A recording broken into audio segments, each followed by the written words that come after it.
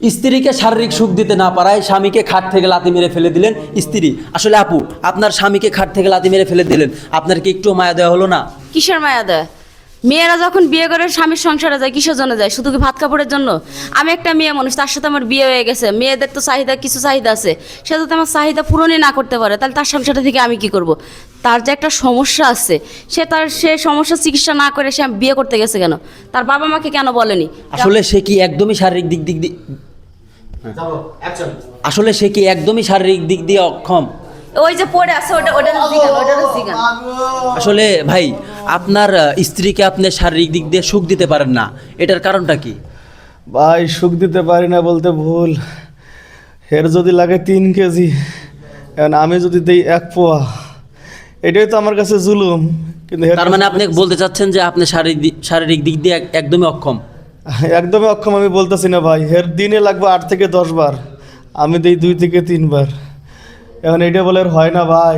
আমি তো জানি না কোন পরিবারে বাপ মা আমার বিয়ে দিল, ওর এত চাহিদা, ও মাগো। আসলে আঙ্কেল, বিষয় হলো এই যে আপনার ছেলে শারীরিক দিক দিয়ে অক্ষম, আপনার ছেলের বউকে সুখ দিতে পারছে না, এই বিষয়ে আপনারা কোনো পদক্ষেপ নেন নাই? আমরা এতদিন কোনো শুনি নাই, আজকে আমরা নতুন শুনতেছি।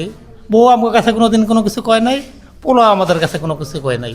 এখন আমরা না বুঝা কোন জায়গায় কী করবো, আমাদের তো কোনো কিছু করার ছিল না। এখন শুনতেছি পোলারে দেখি আল্লাহ বাঁচা রাখলে ভালো একটা ডাক্তার দেখায়, হ্যাঁ যদি তার সমস্যা থাকে, হ্যাঁ আল্লাহর রহমতে আমরা সমাধান করার চেষ্টা করবো।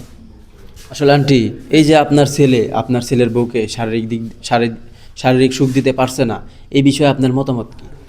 ওখান যেহেতু আমার পোলাই এতদিন আমার কাছে তো বলে নাই, যদি বলতো বউ কিছু বলে নাই আমার কাছে যে মা। আমি শরমে কি কমো আপনাদের? হ্যাঁ, শরম তো আমার, শরম তো আপনার পোলার না। আপনার পোলার উচিত ছিল সে নিজে যেয়ে চিকিৎসা করে এসে তারপর সংসার করার। শুনো আসলে ভাই, এই যে আপনার স্ত্রী আপনাকে খাট থেকে লাথি মেরে ফেলে দিল, এর থেকে লজ্জাজনক আর কিছু আছে? ভাই এটা তো ঘরের ভিতরে ছিল ভাই, এখন তো পরপুরুষ, বাইরের লোক, আনাচে কানাচে হাট বাজার সবাই জানিয়ে গেল ভাই। আমি এই বউ নিয়ে খামু না ভাই। তোমার খাওয়া লাগবে না, তুমি ও মা গো। আচ্ছা, আপনি একটু ওঠেন। ভাই আমার ওঠার মতো ক্ষমতা নাই ভাই, আমার মাজা গেছে ভাই। ওঠেন ভাই, ওঠেন। ভাই আমি উঠতে পারবো না ভাই। ওনাকে ধরেন। মা গো। ও মা গো। ও বাবা। আসলে আপু, এই যে আঙ্কেল, আপনি একটু ওইখানে বসেন।